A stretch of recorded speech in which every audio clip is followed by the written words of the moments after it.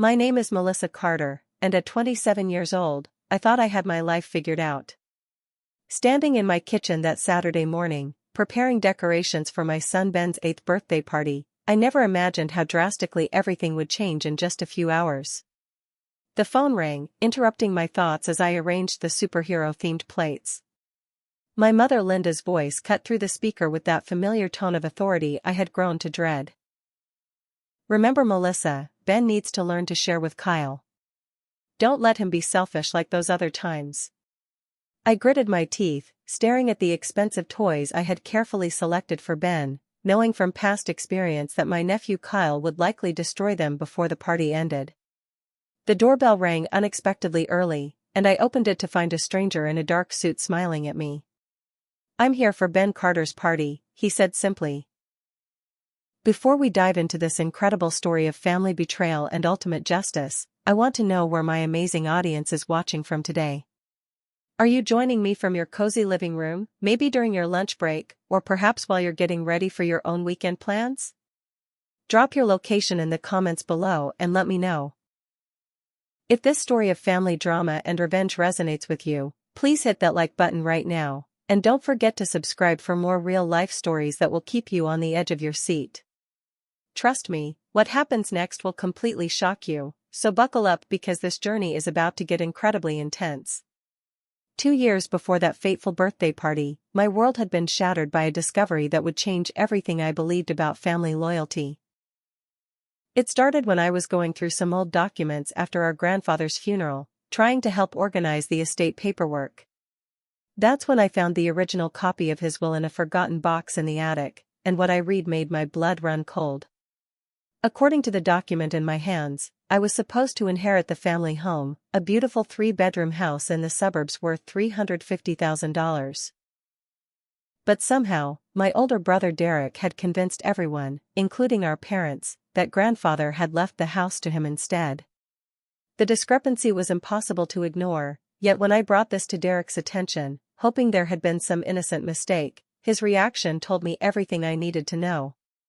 Derek worked at Morrison Real Estate, one of the most prestigious firms in our city, and his connections ran deep throughout the legal community. When I confronted him about the will that evening at our parents' house, he didn't even try to deny what he had done. Instead, he looked me straight in the eye and told me that I was being paranoid and jealous, that I had always resented his success. His wife Amber, a woman I had never particularly trusted but had tried to get along with for family harmony, immediately jumped to his defense with a performance that would have impressed any Hollywood director.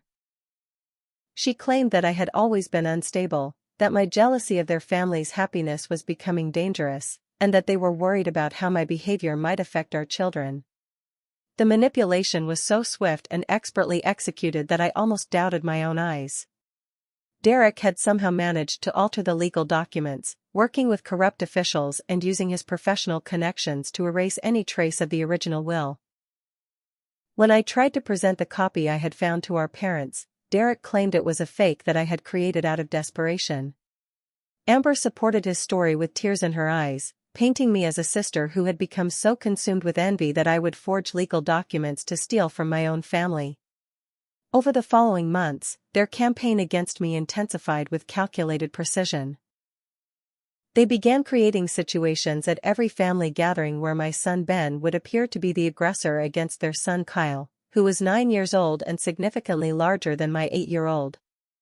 Amber would arrive at our parents' house early for Sunday dinners and spend time alone with Mom and Dad, filling their ears with stories about how I was raising Ben to be violent and entitled. She would describe fictional incidents where Ben had supposedly hurt Kyle at school, providing detailed accounts that never actually happened but sounded disturbingly realistic. Derek meanwhile was busy covering his tracks professionally, using his position at the real estate firm to ensure that any investigation into the will would dead end before it could begin. He had cultivated relationships with key people in the probate court system, and more importantly, he had access to the technology and expertise needed to make his forgeries virtually undetectable. The house that should have been mine was quickly sold to a family friend of Derek's for well below market value, with the proceeds disappearing into accounts I couldn't trace. The psychological warfare extended to our children as well. Kyle, who had always been a troubled child with behavioral issues, was encouraged by his parents to act out against Ben during family gatherings. When Ben would defend himself or his toys, Derek and Amber would immediately intervene, making it appear as though my son was the instigator. They trained Kyle to cry on command, to claim that Ben had hit him or stolen from him, creating scenes that would leave our parents convinced that I was failing as a mother. The most devastating part was watching my own parents slowly turn against me. Robert and Linda Thompson had always been fair-minded people, but Derek and Amber's manipulation was so thorough and consistent that they began to believe the lies being fed to them. Every family gathering became a trial where I was expected to defend my parenting choices, where Ben was treated as a problem child who needed to be controlled, and where Kyle was positioned as the innocent victim of our family's dysfunction. As I stood in my kitchen that morning preparing for Ben's birthday party, the memory of finding that original will still burned in my chest like acid. But what Derek and Amber didn't know was that the mysterious stranger at my door was private investigator David Harrison, a man I had been working with for months to gather the evidence that would finally expose their elaborate scheme and bring them to justice. David Harrison stepped into my living room carrying a briefcase that contained what he claimed was the beginning of Derek and Amber's downfall. For the past 4 months, I had been paying him with money scraped together from my part-time job at the local library, desperate to find some way to prove what my brother and sister-in-law had done to our family. What David showed me that morning exceeded my wildest hopes for vindication and filled me with a mixture of excitement and terror about what was to come. The evidence he had gathered was extensive and damning. Through careful investigation of Derek's financial records, David had discovered a complex network of fraudulent real estate transactions that stretched back over 3 years. My brother had been using his position at Morrison Real Estate to create fake property sales, manipulating documents to funnel money through shell companies and eventually into offshore accounts in the Cayman Islands. The stolen inheritance from our grandfather's will was just one small piece of a much larger criminal enterprise that had netted Derek over $2 million in illegal profits. But the evidence went beyond simple financial fraud. David had managed to obtain security camera footage from the bank where Derek had forged our grandfather's signature on the revised will documents. The video clearly showed my brother practicing the signature multiple times before completing the fraudulent paperwork, and more importantly, it captured him discussing the plan over the phone with someone he called his legal contact, a corrupt probate clerk named Thomas Mitchell who had been facilitating Derek's scheme for years.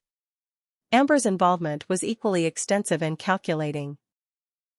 David had discovered that she had a criminal history in 2 other states, having been convicted of identity theft in Texas and fraud in Florida before she met Derek. She had changed her name from Amy Rodriguez to Amber Thompson when they married, effectively erasing her criminal past and allowing her to start fresh in our state. More shocking was the revelation that Kyle, the child Derek believed was his son, was actually the product of an affair Amber had been carrying on throughout their marriage. DNA evidence David had obtained through a private laboratory confirmed that Derek was not Kyle's biological father, though he had no idea he had been raising another man's child. The scope of their deception was breathtaking in its complexity. Amber had been systematically poisoning our parents' opinion of me for over 2 years, using sophisticated psychological manipulation techniques she had apparently learned during her previous criminal endeavors. She had created fake social media accounts to spread rumors about my family, had forged emails and text messages to make it appear that I had been threatening Kyle, and had even gone so far as to pay other parents at Kyle's school to provide false reports about Ben's supposed aggressive behavior. David's investigation had also uncovered Derek's plan to expand his criminal activities by targeting our elderly parents directly. Documents found on Derek's computer revealed that he had been preparing to have our father declared mentally incompetent so that he could gain control of our parents' savings and retirement accounts. The plan involved bribing a doctor to provide false medical assessments and hiring a corrupt attorney to expedite the guardianship process. Our parents, who trusted Derek completely and had no idea about his criminal activities, were completely vulnerable to this scheme. Armed with this evidence, I began planning my counterattack carefully. David had connected me with Jennifer Walsh, an attorney who specialized in family fraud cases and had a reputation for being absolutely ruthless in pursuing justice for her clients. Jennifer reviewed all of David's findings and confirmed that we had more than enough evidence to not only clear my name but to send Derek and Amber to prison for decades. However, she warned me that Derek's connections in the legal community meant that we needed to be prepared for a vicious fight, and that Derek and Amber would likely escalate their attacks against me once they realized their schemes were being exposed. The first step in our plan was to report Derek's financial crimes to the Internal Revenue Service and the State Attorney General's office. The IRS was particularly interested in the offshore accounts and the unreported income from Derek's fraudulent real estate deals. Within days of Jennifer filing our initial reports, federal investigators began freezing Derek's accounts and launching a formal investigation into his business practices. Derek and Amber's reaction was swift and predictable.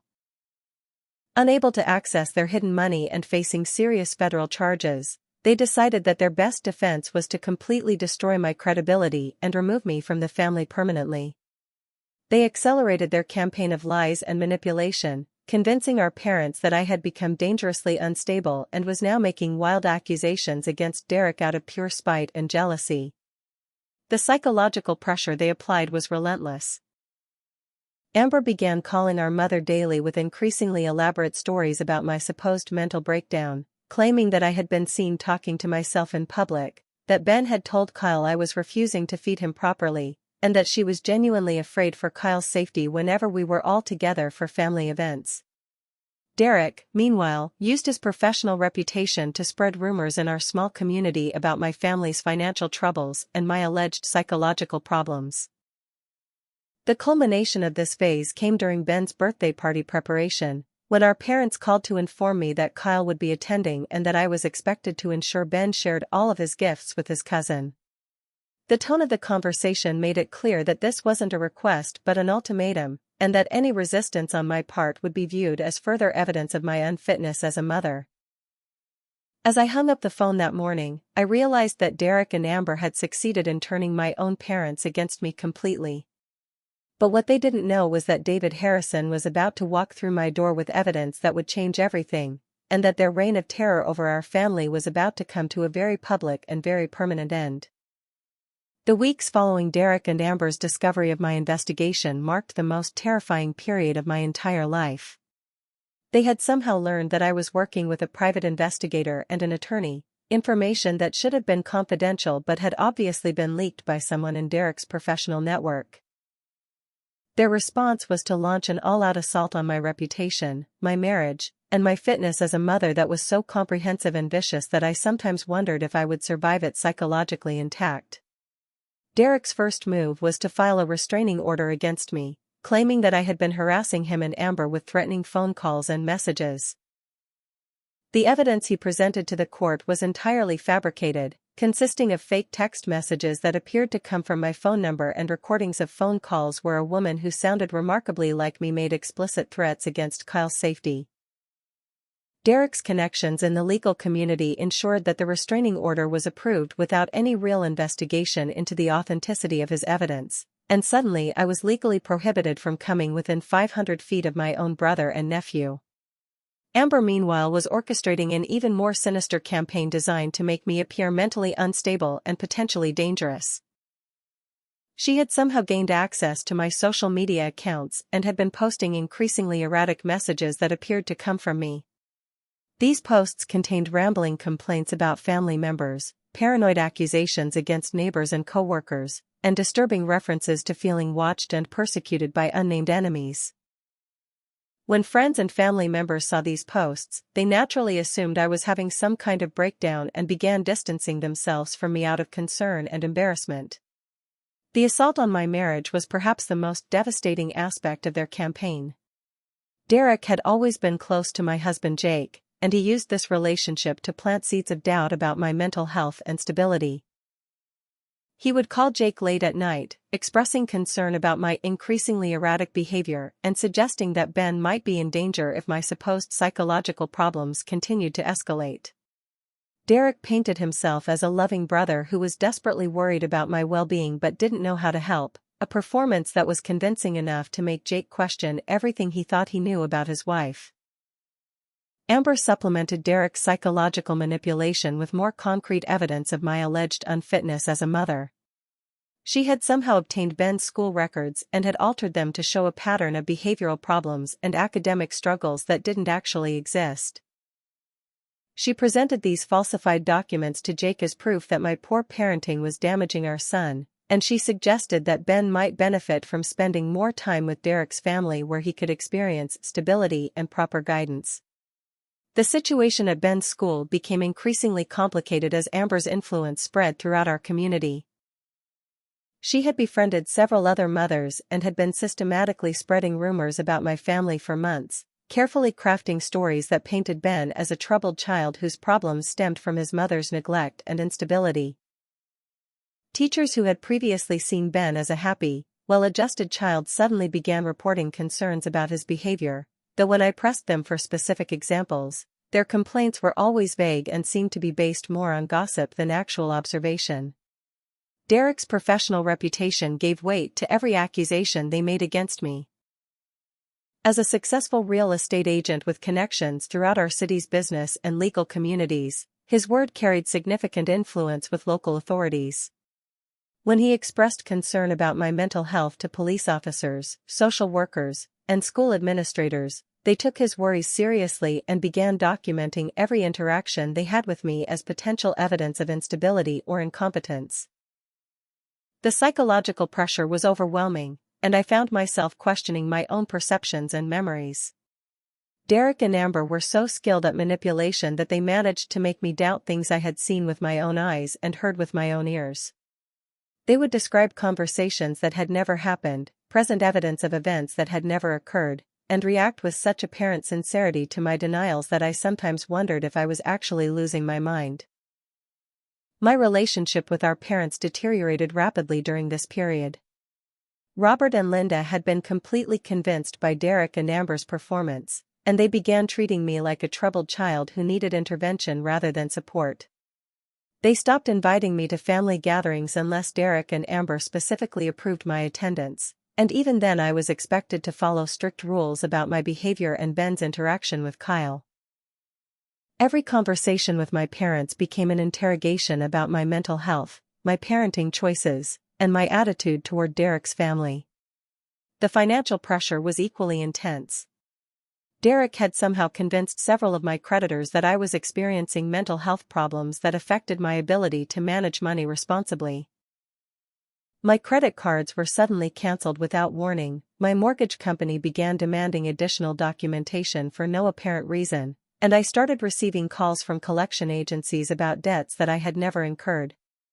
When I tried to dispute these problems, I discovered that Derek had been providing concerned family member reports to financial institutions, claiming that I was showing signs of mental instability and might be making irresponsible financial decisions.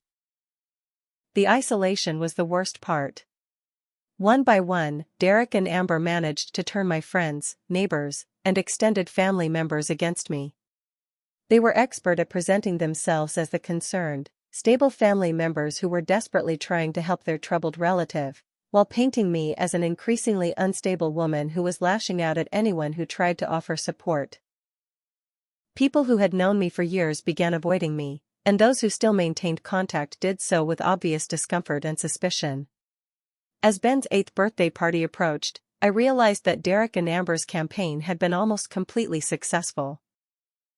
My own parents viewed me as a problem to be managed rather than a daughter to be supported. My husband was questioning my sanity, my son was confused by the sudden changes in our family dynamics, and my brother and sister-in-law were positioned as the reasonable, stable voices of concern in our family's narrative. But what Derek and Amber didn't know was that David Harrison had been documenting every aspect of their campaign against me, and that Jennifer Walsh was preparing a legal response that would expose their entire criminal enterprise to public scrutiny. The war they had started was about to turn against them in ways they never could have imagined, and their victims were finally ready to fight back with weapons far more powerful than lies and manipulation. The morning of Ben's 8th birthday party arrived with a phone call that nearly destroyed what little remained of my sanity. Jake answered, and I watched his face drain of color as he listened to the voice on the other end. When he hung up, he turned to me with an expression of shock and disappointment that I will never forget. "That was Child Protective Services," he said quietly. "They're sending someone over this morning to investigate reports of child abuse. They say someone has provided evidence that you've been physically abusing Ben." The bottom dropped out of my world as I realized how far Derek and Amber were willing to go to destroy me. Child Protective Services investigating child abuse allegations was every parent's worst nightmare, but for someone who loved their child as deeply as I loved Ben, the accusation felt like being stabbed through the heart. The timing was clearly deliberate, designed to ruin Ben's birthday and create maximum psychological trauma for our entire family. As I struggled to process what was happening, Jake was already on the phone with his parents, asking them to come over immediately to provide support during what he called this difficult time. When caseworker Patricia Mills arrived at our house an hour later, she was accompanied by a police officer and carried a thick file that apparently contained detailed allegations against me. Patricia was a stern woman in her 50s who had obviously seen every kind of family dysfunction imaginable, and she approached our situation with the kind of professional skepticism that made it clear she wasn't interested in hearing my explanations or denials.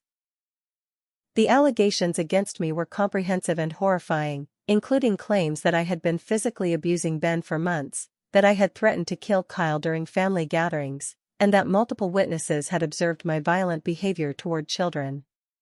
The evidence Derek and Amber had provided was devastatingly convincing. Patricia showed me photographs of bruises on Ben's arms and legs that appeared to be consistent with physical abuse, though I knew for certain that those injuries had occurred when Kyle had pushed Ben off playground equipment during our last family gathering. There were written statements from Kyle describing incidents where he claimed to have witnessed me hitting Ben, statements that were obviously coached but delivered with enough detail to sound credible to someone who didn't know the truth. Most damaging of all was a recording that Derek had apparently made during our last family dinner, where a woman who sounded exactly like me could be heard screaming at Ben and threatening to beat him senseless if he didn't stop bothering Kyle. I knew I had never said those words or anything remotely similar, but the voice on the recording was so convincing that even I began to doubt my own memory. Derek had obviously hired a professional voice actress or had used sophisticated audio manipulation software to create evidence that would be impossible for me to refute. Patricia informed me that Ben would need to be interviewed separately to assess whether he was safe in our home, and that a medical examination would be required to document any evidence of ongoing abuse. The interview took place in our living room while I was forced to wait in the kitchen, listening to my 8-year-old son being questioned about whether his mother had ever hurt him. Through the thin walls, I could hear Ben's confused responses as he tried to answer questions about incidents that had never occurred and behaviors he had never witnessed.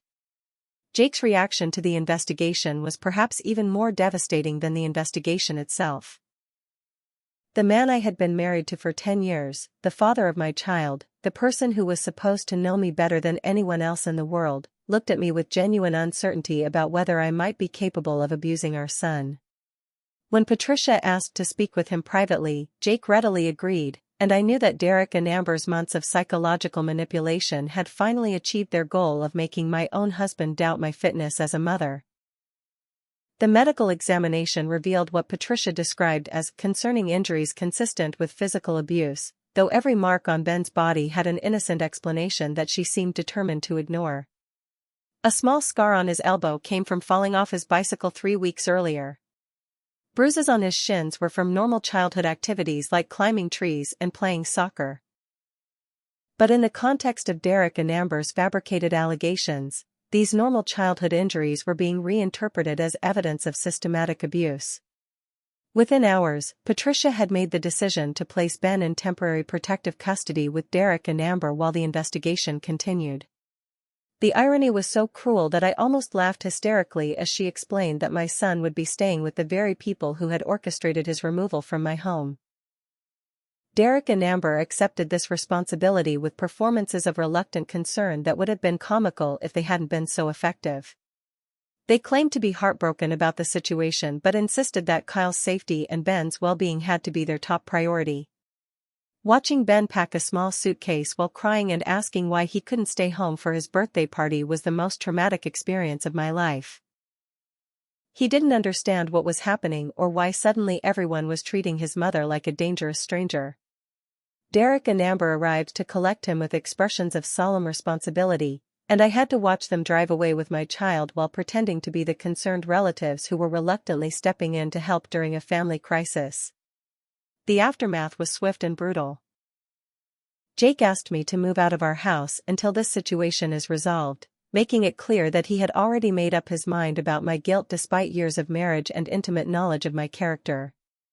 Our parents called to express their disappointment and shame about what I had done to that poor child, and refused to listen to my attempts to explain Derek and Amber's elaborate scheme.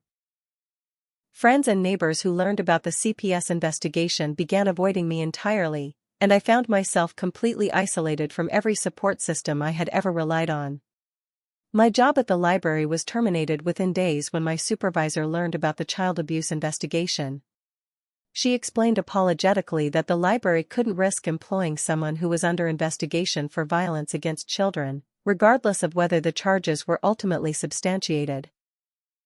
Losing my income made everything else exponentially more difficult, as I struggled to pay for the attorney and private investigator who represented my only hope of proving my innocence and exposing Derek and Amber's crimes. The media attention was the final humiliation.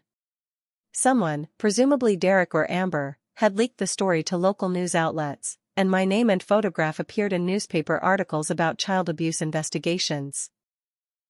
The coverage was carefully worded to avoid legal liability, but the implication was clear that I was a mother who had been abusing her child and was now under official investigation. Friends, coworkers, and acquaintances who might have given me the benefit of the doubt were now convinced that I was guilty of something terrible. As I sat alone in the cheap motel room where I was now living, surrounded by legal documents and private investigator reports that nobody seemed willing to believe, I began to understand why some people choose suicide when their lives become unbearable. Derek and Amber had succeeded in destroying everything that mattered to me: my relationship with my son, my marriage, my family connections, my career, and my reputation in the community where I had lived my entire life. They had turned me into a pariah whose own child had been taken away for his protection, and they had done it all while positioning themselves as the concerned family members who were reluctantly stepping in to help during a tragic situation. But what Derek and Amber didn't realize was that David Harrison had been documenting every aspect of their criminal enterprise, and that Jennifer Walsh was preparing a legal counterattack that would expose their lies in a very public and permanent way. The evidence we had gathered was overwhelming, and the federal investigation into Derek's financial crimes was already proceeding regardless of their campaign against me. They had won this battle by destroying my life and taking my child, but the war was far from over, and their victory was about to become the foundation of their complete and total destruction. 3 weeks after Ben was taken from me, I was sitting in my depressing motel room contemplating whether life was worth living anymore when David Harrison knocked on my door with a briefcase full of evidence that would change everything. He had been working around the clock to build an airtight case against Derek and Amber, and what he had discovered was even more damning than our original investigation had revealed. The recording equipment he had secretly installed in Derek's car 6 months earlier had captured conversations that would completely destroy their credibility and expose the full scope of their criminal conspiracy. The most devastating piece of evidence was a 47-minute recording of Derek and Amber discussing their plan to frame me for child abuse while driving home from a meeting with their attorney. In explicit detail, they had outlined how they had manufactured evidence against me, coached Kyle to lie about witnessing abuse, and coordinated with corrupt officials to ensure that the CPS investigation would proceed without proper scrutiny of their allegations. Derek could be heard laughing about how easy it had been to manipulate our parents and Jake, while Amber described her satisfaction at finally getting revenge for what she called my interference in their criminal activities. Even more shocking was Derek's casual admission that Kyle was not his biological son, and his discussion of plans to abandon both Amber and the child once their legal troubles were resolved. He had apparently known about Amber's infidelity for years but had kept quiet because her criminal expertise was useful for his real estate frauds. Now that federal investigators were closing in on their operation, Derek was planning to flee the country and leave Amber to face prosecution alone, taking with him several $1 million in hidden assets that she didn't even know existed. The recording also revealed the full extent of their plan to destroy our family permanently. After successfully having me declared an unfit mother, Derek and Amber intended to gain custody of Ben and then gradually isolate him from Jake as well. They had discussed plans to convince CPS that Jake was also unstable and potentially dangerous, using fabricated evidence of domestic violence and substance abuse to remove Ben from his care entirely. Their ultimate goal was to adopt Ben legally and then move to a different state where they could raise him without any interference from his biological parents. David had also uncovered evidence of Derek and Amber's connections to a larger criminal network that specialized in identity theft, real estate fraud, and family court manipulation. The corrupt probate clerk Thomas Mitchell was just one member of an organization that had been operating in our state for over a decade, systematically stealing from elderly victims and destroying families who attempted to resist their schemes. Derek and Amber's attack on me was actually part of a pattern they had used against dozens of other victims, many of whom had been successfully silenced or discredited before they could expose the conspiracy. The evidence against Amber's background was equally revealing. David had tracked down Maria Rodriguez, Amber's estranged mother, who had been trying to warn people about her daughter's criminal behavior for years. Mrs. Rodriguez provided detailed information about Amber's previous convictions, her history of targeting wealthy men for fraud schemes, and her systematic abandonment of children from previous relationships when they were no longer useful for her crimes.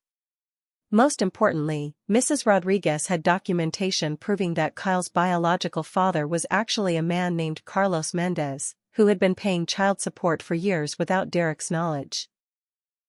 Armed with this evidence, Jennifer Walsh immediately filed motions to dismiss all charges against me and to launch a federal investigation into Derek and Amber's criminal enterprise. The recordings of their conversations provided clear proof that their allegations against me were entirely fabricated, and the evidence of their broader criminal activities made it obvious that they had been using CPS as a weapon against anyone who threatened to expose their schemes. The first sign that our counterattack was succeeding came when Patricia Mills called to inform me that the child abuse investigation had been suspended pending review of new evidence. Jennifer had provided the CPS administration with copies of Derek and Amber's recorded conversations, and the agency was now facing serious questions about how they had been manipulated into participating in what was clearly a criminal conspiracy. Patricia's tone was noticeably different during this conversation, suggesting that she was beginning to realize how thoroughly she had been deceived by Derek and Amber's performance. Jake's reaction to the new evidence was complicated and painful. When Jennifer played him excerpts from the recordings that proved my innocence, he was obviously relieved to learn that his wife wasn't actually a child abuser. However, he was also devastated to realize how easily he had been manipulated by Derek's psychological campaign, and ashamed that he had doubted the woman he had promised to love and trust unconditionally. His apology was heartfelt and sincere, but I wasn't sure whether our marriage could survive the damage that Derek and Amber's lies had inflicted on our relationship. Ben's return home was scheduled for the following week, pending completion of the administrative review that would officially clear me of all allegations. The prospect of holding my son again after 3 weeks of forced separation was almost too wonderful to believe, but I was also terrified about the psychological damage that Derek and Amber might have inflicted on him during his stay in their home. Reports from Ben's temporary school indicated that he had been withdrawn and anxious, frequently asking when he could go home to his real parents and expressing confusion about why he was living with Derek and Amber. The federal investigation into Derek's financial crimes was accelerating rapidly now that investigators had access to the recorded conversations that detailed his money laundering operations. IRS agents had frozen all of his known accounts and were working with international authorities to track down the offshore assets he had hidden in multiple countries. The scale of his criminal enterprise was becoming clear as investigators uncovered evidence of fraud dating back over 5 years and involving dozens of victims who had lost their homes, inheritances, and life savings to Derek's schemes. Derek and Amber's reaction to our legal counterattack was predictably desperate and violent. Unable to access their hidden money and facing the imminent collapse of their criminal empire, they began making increasingly reckless threats against me, Jake, and Ben. Derek called Jake repeatedly, alternating between pleading for understanding and making explicit threats about what would happen if we continued to cooperate with federal investigators. Amber showed up at my motel room one night, screaming accusations and demanding that I withdraw my cooperation with the investigation, before being arrested for harassment and violating the restraining order that Jennifer had obtained against both of them. Our parents' reaction to the evidence of Derek and Amber's crimes was perhaps the most emotionally complex aspect of this entire ordeal. Robert and Linda had invested years of trust and love in Derek, and learning that their son was a criminal who had been systematically manipulating and stealing from his own family was almost more than they could bear. Their guilt about how they had treated me during Derek and Amber's campaign was overwhelming, but so was their grief about losing the son they thought they had known. They aged visibly as the scope of Derek's betrayal became clear, and I found myself in the strange position of comforting the same parents who had abandoned me just weeks earlier. As I prepared for Ben's return and the beginning of Derek and Amber's prosecution, I realized that our ordeal was far from over. The legal process would take months or possibly years to complete, and Derek and Amber still had enough resources and connections to make our lives very difficult even as their own criminal empire collapsed around them. But for the first time in months, I felt genuine hope about the future, and I was beginning to believe that justice might actually be possible for our family. The truth was finally coming to light, and the people who had tried to destroy us were about to face the consequences of their crimes in a very public and permanent way.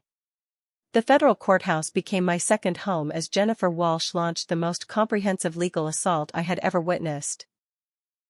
Our strategy was not simply to clear my name and recover Ben, but to completely destroy Derek and Amber's criminal network and ensure that they could never hurt another family the way they had hurt ours. Jennifer had assembled a team of prosecutors, investigators, and legal specialists who were determined to use our case as a foundation for dismantling what they now recognized as one of the most sophisticated family fraud operations in the state's history. The first phase of our counterattack focused on Derek's real estate crimes, which provided the clearest evidence of systematic criminal activity. Federal agents had traced over $2.3 million in fraudulent transactions through Derek's network of shell companies and offshore accounts, revealing a pattern of theft that stretched across multiple states and involved dozens of elderly victims who had been systematically robbed of their life savings. The evidence was so overwhelming that Derek's attorney, the notorious Tony Marcelli, privately advised him to accept a plea bargain rather than risk a trial that would almost certainly result in decades in prison. Derek's response was to double down on his attacks against our family, apparently believing that he could still manipulate the situation in his favor if he could destroy our credibility completely. He hired a public relations firm to spread stories about my alleged mental instability and began giving interviews to local media outlets where he portrayed himself as a successful businessman who was being persecuted by a jealous sister and corrupt federal agents. His performance was convincing enough to generate some sympathy among people who didn't know the full story, but it also provided prosecutors with additional evidence of his willingness to lie under oath and obstruct justice. Amber's strategy was even more desperate and ultimately self-destructive. Realizing that Derek was planning to abandon her as soon as he could access his hidden assets, she decided to cut a deal with prosecutors by providing evidence against her husband and the broader criminal network they had been operating. Her decision to cooperate was motivated entirely by self-interest rather than genuine remorse, but the information she provided was invaluable for understanding the full scope of Derek's crimes and identifying other victims who had been too intimidated to come forward previously. The recordings that David Harrison had obtained proved to be even more damaging than we had initially realized. In addition to the conversations about framing me for child abuse, Derek and Amber had also been recorded discussing plans to murder Mrs. Rodriguez, Amber's mother, who had been threatening to expose their criminal activities. They had detailed discussions about making her death appear accidental, and Derek had even researched methods for poisoning elderly victims without detection. This evidence elevated their charges from fraud and conspiracy to attempted murder, ensuring that both of them would face life sentences if convicted. Kyle's testimony became a crucial element in our case as prosecutors worked to undo the psychological manipulation that Derek and Amber had inflicted on the 9-year-old boy. Child psychologists who interviewed Kyle discovered that he had been systematically abused and brainwashed by Derek and Amber, who had used a combination of physical intimidation and emotional manipulation to force him to lie about witnessing me abuse Ben. The damage to Kyle's psychological development was extensive, and he would require years of therapy to recover from the trauma that Derek and Amber had inflicted while using him as a weapon against our family. The most dramatic moment in our legal battle came when Mrs. Rodriguez agreed to testify publicly about Amber's criminal history and the threats that had been made against her life. Despite being terrified of retaliation from Derek and Amber's associates, she bravely provided detailed testimony about years of financial abuse, identity theft, and psychological manipulation that Amber had inflicted on multiple victims. Her testimony was particularly powerful because it demonstrated that Derek and Amber's attack on our family was part of a much larger pattern of criminal behavior that had been going on for decades. Our parents' role in the legal proceedings was complicated and emotionally difficult for everyone involved. Robert and Linda were forced to testify about how Derek had manipulated them into turning against me, and they had to acknowledge publicly that they had been completely deceived by their own son's lies. Their testimony was crucial for demonstrating the sophisticated nature of Derek and Amber's psychological manipulation, but it was also deeply humiliating for two elderly people who had always prided themselves on being good judges of character. The media coverage of our case was extensive and generally favorable to our side, particularly after Jennifer began releasing excerpts from the recordings that proved Derek and Amber's guilt beyond any reasonable doubt. Local news outlets that had initially portrayed me as a suspected child abuser now ran stories about the elaborate conspiracy that had been used to frame me, and several journalists began investigating other cases where Derek and Amber's criminal network might have victimized innocent families. Derek's professional reputation was destroyed completely as his colleagues at Morrison Real Estate discovered the full extent of his criminal activities. The real estate firm faced serious legal liability for their failure to detect Derek's fraudulent transactions, and several employees were terminated for their apparent cooperation with his schemes. Derek's real estate license was permanently revoked, and he was banned from working in any capacity that involved handling other people's money or property. The financial investigation revealed assets that Derek had hidden even from Amber, including properties in 3 different states and bank accounts in countries that didn't have extradition treaties with the United States. Prosecutors were working with international law enforcement agencies to recover as much of the stolen money as possible, though it was clear that many of Derek's victims would never fully recover the life savings that he had stolen from them over the years. As the evidence against Derek and Amber mounted, their relationship deteriorated rapidly. Derek blamed Amber for getting caught and accused her of being too greedy and reckless in her criminal activities. Amber blamed Derek for involving her in crimes that were more serious than she had realized and claimed that she had been manipulated and coerced into participating in his schemes. Their mutual accusations provided prosecutors with additional evidence and made it clear that neither of them could be trusted to tell the truth about anything. The most satisfying aspect of our counterattack was watching Derek and Amber's carefully constructed public image crumble as their crimes were exposed. People who had admired Derek's professional success and Amber's apparent dedication to family now saw them as they really were. Sophisticated criminals who had used their charm and intelligence to prey on vulnerable victims. The respect and admiration they had cultivated in our community was replaced by disgust and outrage as people realized how thoroughly they had been deceived. By the time our counterattack reached its peak, Derek and Amber were facing federal charges that could result in life sentences. Their criminal network was being systematically dismantled by law enforcement agencies, and their reputation in our community was permanently destroyed. Ben was safely home with Jake and me. The child abuse allegations against me had been completely debunked, and our family was beginning the long process of healing from the trauma that Derek and Amber had inflicted. Justice was finally within reach, and the people who had tried to destroy us were about to face the full consequences of their crimes. The federal courthouse was packed with media, family members, and law enforcement officials on the morning Derek and Amber's trial began. After months of legal maneuvering, plea negotiations, and pretrial motions, the case that had consumed our lives for over 2 years was finally going before a jury.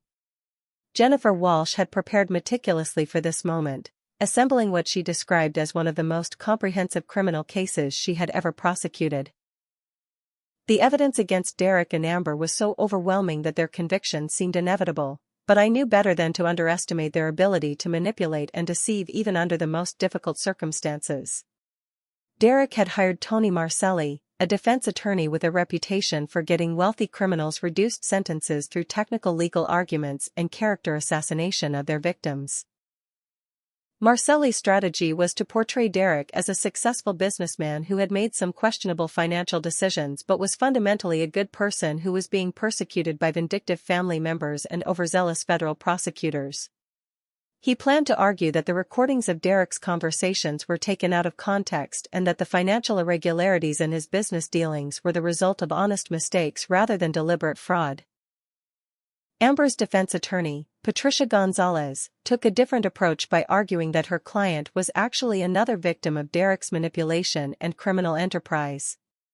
Gonzalez claimed that Amber had been psychologically abused and coerced into participating in crimes that she didn't fully understand, and that she deserved sympathy rather than punishment for her role in Derek's schemes.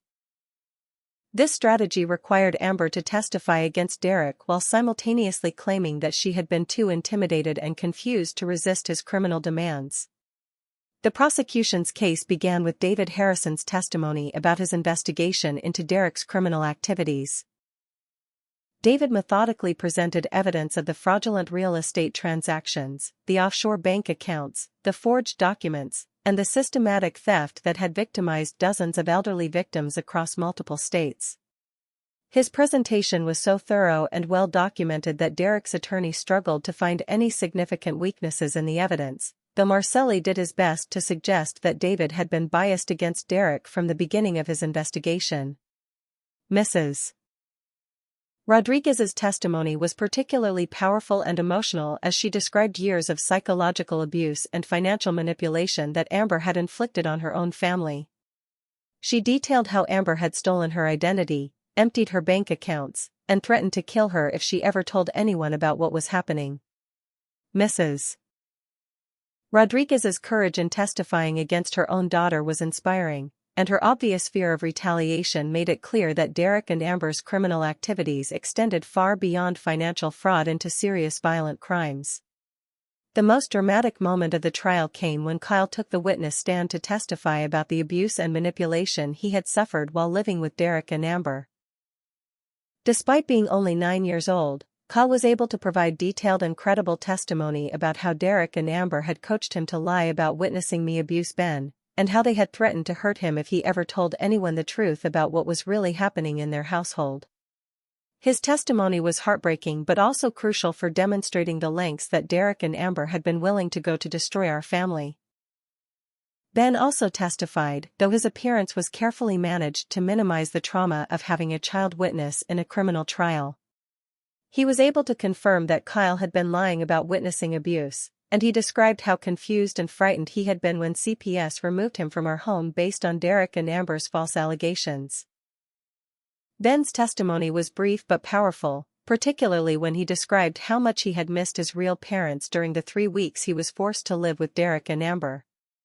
The recordings that David Harrison had obtained were played in their entirety during the trial, providing the jury with unfiltered access to Derek and Amber's own words as they planned and executed their criminal schemes.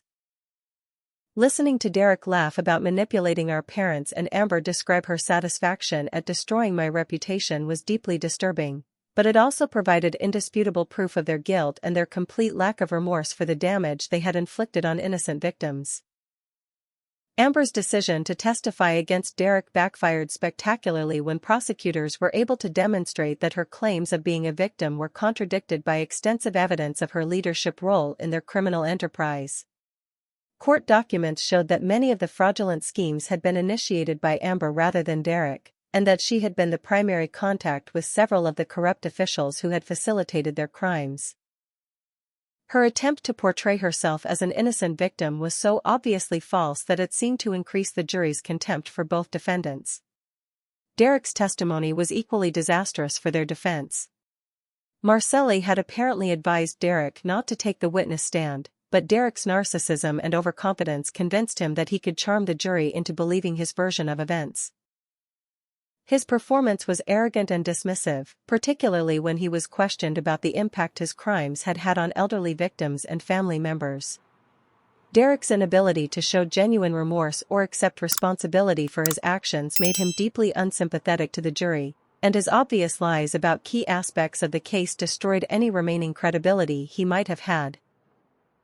The prosecution's closing argument focused on the systematic nature of Derek and Amber's crimes and the devastating impact they had had on multiple victims over several years. Jennifer Walsh methodically walked the jury through the evidence, demonstrating how Derek and Amber had used their intelligence and charm to prey on vulnerable people who trusted them. She emphasized that their attack on our family was not an isolated incident but part of a broader pattern of criminal behavior that would certainly continue if Derek and Amber were not permanently removed from society. The defense closing arguments were weak and unconvincing, relying primarily on technical legal arguments about the admissibility of certain evidence and attempts to minimize the severity of Derek and Amber's crimes. Neither Marcelli nor Gonzalez was able to offer any credible explanation for the recordings that clearly demonstrated their client's guilt, and their attempts to portray Derek and Amber as sympathetic figures fell flat with a jury that had spent weeks listening to evidence of their callous disregard for other people's suffering. The jury deliberated for less than 4 hours before returning guilty verdicts on all counts against both Derek and Amber. Derek was convicted of federal charges including wire fraud, money laundering, conspiracy, obstruction of justice, and attempted murder. Amber was convicted of similar charges plus additional counts related to identity theft and child abuse. The speed of the jury's deliberation made it clear that the evidence against Derek and Amber had been overwhelming and that their conviction had never seriously been in doubt. Derek's sentencing hearing took place 2 weeks later, and he received a sentence of 25 years in federal prison without the possibility of parole. Amber received 18 years for her cooperation with prosecutors, though the judge made it clear that her attempts to minimize her own responsibility had limited the value of her assistance. Both defendants were also ordered to pay millions of dollars in restitution to their victims, though it was unclear whether enough assets could be recovered to compensate everyone who had suffered losses from their crimes. The most satisfying moment of the entire trial came when Derek and Amber were led away in handcuffs after their sentencing. The arrogant confidence they had displayed throughout our family crisis was completely gone, replaced by the reality that they would spend the next 2 decades in federal prison paying for the crimes they had committed. They had gambled everything on their ability to manipulate and deceive their way out of consequences, and they had lost in the most complete and public way possible.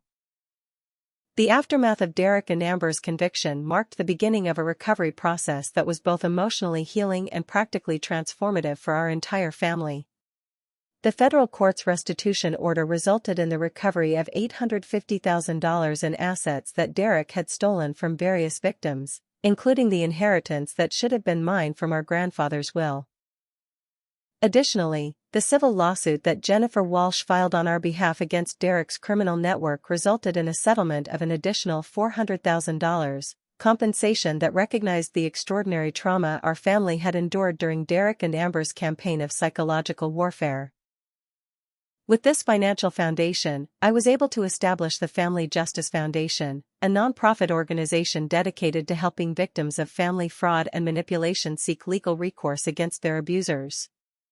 The foundation provided legal assistance, counseling services, and financial support to families who had been victimized by relatives using tactics similar to those Derek and Amber had employed against us. Within its first year of operation, the foundation had assisted 47 families in exposing family fraud schemes and recovering stolen assets, creating a legacy that transformed our suffering into meaningful help for other victims. Ben's recovery from the trauma of Derek and Amber's abuse was remarkable and inspiring. The child psychologists who worked with him were amazed by his resilience and his ability to process the complex emotions surrounding his temporary removal from our home. Rather than being permanently damaged by the experience, Ben seemed to emerge from our ordeal with increased emotional intelligence and a deeper appreciation for the importance of family loyalty and honesty. He often spoke about wanting to help other children who were being hurt by adults who were supposed to protect them, and his maturity and compassion were far beyond his 8 years. Jake and my marriage not only survived Derek and Amber's attack but actually became stronger as a result of working through the crisis together. Jake's initial doubt about my innocence had been devastating, but his willingness to acknowledge his mistake and work to rebuild our trust created a foundation of communication and mutual support that was deeper than anything we had shared before. We attended couples counseling for several months to process the trauma and develop better strategies for protecting our family against future manipulation, and the experience brought us closer together than we had ever been. The birth of our daughter Emily 18 months after Derek and Amber's conviction symbolized our family's complete recovery and our confidence in the future. Emily's arrival filled our home with joy and laughter, and watching Ben embrace his role as a big brother was one of the most beautiful experiences of my life. Our family had not only survived Derek and Amber's attempt to destroy us but had actually grown stronger and more united as a result of overcoming their attacks together. Our relationship with our parents required more time and effort to repair, but ultimately became deeper and more honest than it had ever been before. Robert and Linda were devastated by their realization of how completely Derek had manipulated them, and they struggled with guilt about their treatment of me during the worst period of our crisis. However, their willingness to acknowledge their mistakes and their dedication to rebuilding our relationship gradually restored the trust and affection that Derek and Amber had temporarily destroyed. They became devoted grandparents to both Ben and Emily, and their obvious love for our children helped heal many of the wounds from our difficult period. The broader community's response to our story was overwhelmingly supportive once the truth about Derek and Amber's crimes became widely known. People who had initially believed Derek and Amber's lies about me were embarrassed by how easily they had been deceived, and many went out of their way to express their support for our family and their admiration for our perseverance through such a difficult ordeal. Local media coverage of our case had raised awareness about family fraud schemes, and several other families came forward to report similar experiences with relatives who had used manipulation and deception to steal from them. Kyle's placement with Mrs. Rodriguez, his biological grandmother, proved to be the best possible outcome for a child who had been so severely damaged by Derek and Amber's abuse. Mrs. Rodriguez was a loving and stable caregiver who was committed to helping Kyle overcome the psychological damage that Derek and Amber had inflicted through years of manipulation and lies. Kyle gradually began to understand that Derek and Amber had used him as a weapon against innocent people, and he expressed genuine remorse for his role in their schemes, though everyone recognized that he had been a victim rather than a willing participant. The investigation into Derek and Amber's broader criminal network led to additional arrests and convictions of corrupt officials who had facilitated their schemes. Thomas Mitchell, the probate clerk who had helped Derek forge our grandfather's will, received a 10-year sentence for his role in multiple fraud cases. 3 other real estate agents who had participated in Derek's money laundering operations were also convicted and received significant prison sentences.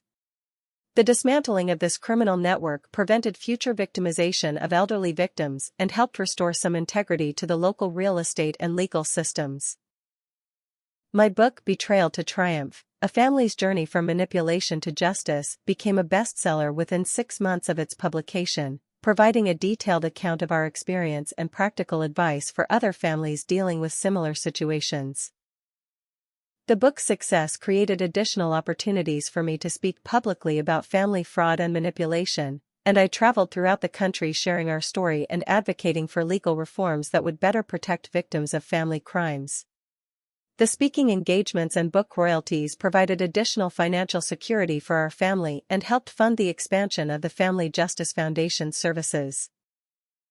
Derek and Amber's time in federal prison was far from comfortable, as their fellow inmates quickly learned about their crimes against children and elderly victims.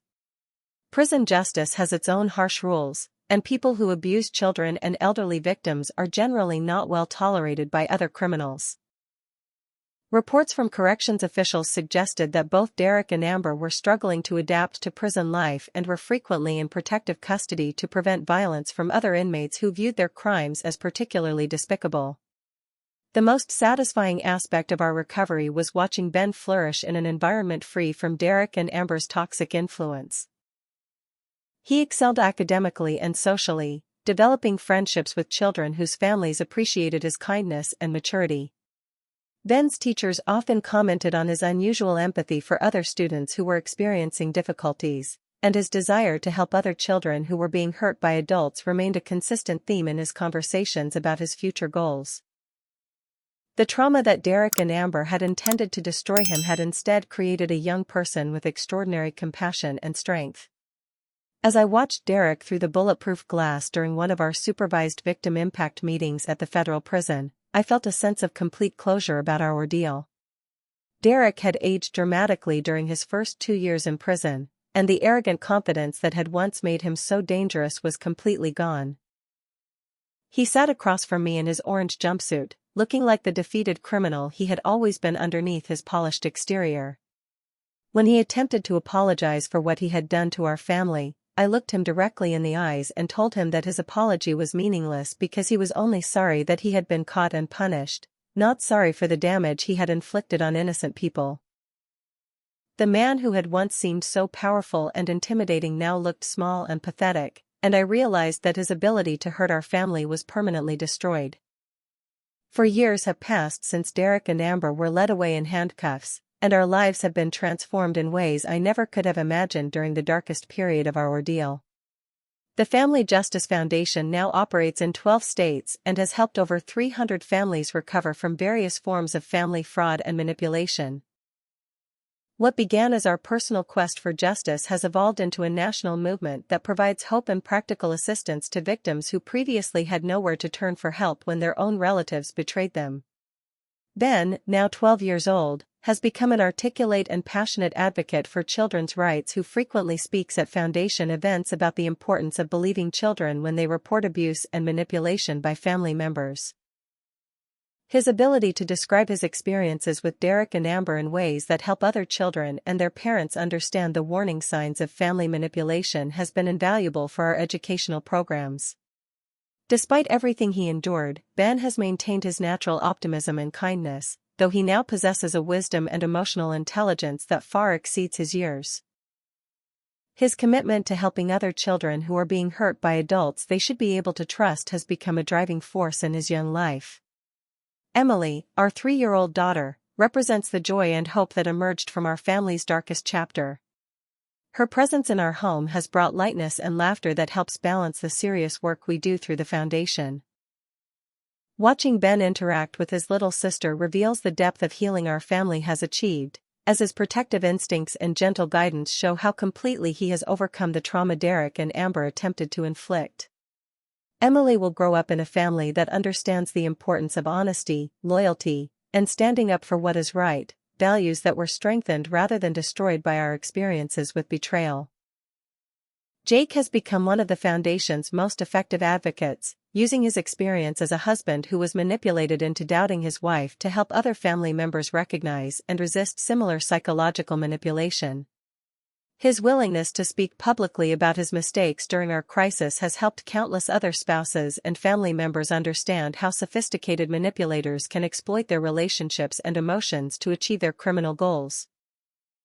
Jake's transformation from someone who briefly doubted my innocence to someone who now helps other families recognize manipulation has been one of the most redemptive aspects of our entire journey. Our relationship with our parents has not only been completely restored but has actually become deeper and more meaningful than it was before Derek's betrayal. Robert and Linda's experience of being manipulated by their own son taught them valuable lessons about the importance of listening carefully to all family members and not allowing one person's influence to override their own judgment. They have become incredibly devoted grandparents who treasure their time with Ben and Emily, and their obvious regret about their treatment of me during our crisis has been transformed into a commitment to supporting our family in every possible way. Their willingness to testify publicly about Derek's manipulation and to speak at Foundation events about their experience has helped other elderly parents recognize similar tactics being used against them by their own children. The broader impact of our case on legal and social service systems has been significant and lasting. The investigation into Derek and Amber's crimes led to reforms in how Child Protective Services handles allegations against parents, particularly when those allegations come from family members who might have ulterior motives. New protocols require more thorough background checks on people making abuse allegations and more careful documentation of evidence before children are removed from their homes. These reforms have prevented other families from experiencing the trauma we endured when Ben was taken from us based on fabricated evidence. Kyle's recovery under Mrs. Rodriguez's care has been slower and more complicated than Ben's, which is understandable given the years of systematic abuse and manipulation he endured from Derek and Amber. Now 13 years old, Kyle is gradually learning to distinguish between the lies he was taught to believe and the truth about what happened to our family. His relationship with Ben has been carefully managed through family counseling, and while they may never be close friends, Kyle has expressed genuine remorse for his role in Derek and Amber's schemes and has asked for forgiveness from our family. His journey toward healing serves as a powerful reminder that children who are used as weapons by manipulative adults are victims who deserve compassion rather than blame. The financial restitution we received from Derek and Amber's conviction has been used primarily to fund the Foundation's operations and to provide direct assistance to other victim families. While money cannot undo the trauma we experienced, the ability to transform our suffering into meaningful help for other families has provided a sense of purpose and fulfillment that has been crucial for our healing process. The Foundation now employs 15 full-time staff members and works with a network of volunteer attorneys, investigators, and counselors who donate their services to help families who cannot afford professional assistance. Derek's continued imprisonment serves as a constant reminder that actions have consequences and that justice, while sometimes slow, is ultimately reliable when truth and persistence prevail over lies and manipulation. Recent reports from corrections officials indicate that Derek has struggled significantly with prison life and has been repeatedly placed in protective custody due to conflicts with other inmates who view his crimes against family members and elderly victims as particularly reprehensible. His apparent regret about his crimes seems motivated primarily by the consequences he is experiencing rather than genuine remorse for the people he hurt, which is consistent with the narcissistic personality that enabled his criminal behavior in the first place. Amber was released to a halfway house 6 months ago after serving 4 years of her sentence, but her attempts to rebuild her life have been unsuccessful due to her extensive criminal record and the notoriety of her crimes. She has been unable to find stable employment or housing, and her estrangement from Kyle and Mrs. Rodriguez has left her essentially alone in the world. While I don't take pleasure in her continued struggles, I also don't feel sympathy for someone who showed such callous disregard for the welfare of children and elderly victims during her criminal career. Her current situation serves as a reminder that the consequences of criminal behavior extend far beyond formal punishment and can permanently alter the trajectory of someone's life. The most profound lesson our family learned through this experience is that betrayal by people we love and trust, while devastating in the moment, can actually strengthen us if we respond with courage, persistence, and commitment to truth. Derek and Amber's attempt to destroy our family ultimately made us more united, more compassionate, and more determined to help other people who are facing similar challenges. Their lies and manipulation were eventually defeated by evidence, patience, and the support of good people who were willing to help us fight for justice. The Foundation's motto, which appears on our website and all of our educational materials, reflects the wisdom we gained from our ordeal. Truth may be temporarily obscured by lies, but it can never be permanently destroyed by them. This principle has guided our work with victim families and has provided comfort to hundreds of people who initially felt hopeless about their situations. The knowledge that justice is possible, even in the most complex and difficult circumstances, has empowered families throughout the country to stand up against relatives who were using manipulation and fraud to exploit them. As I watch Ben and Emily play together in our backyard while Jake prepares dinner and our parents visit with us on a peaceful Sunday afternoon, I'm struck by how normal and happy our lives have become after surviving such an extraordinary crisis. The security and contentment we now enjoy feel especially precious because we understand how quickly they can be threatened by people who choose manipulation and deceit over honesty and love.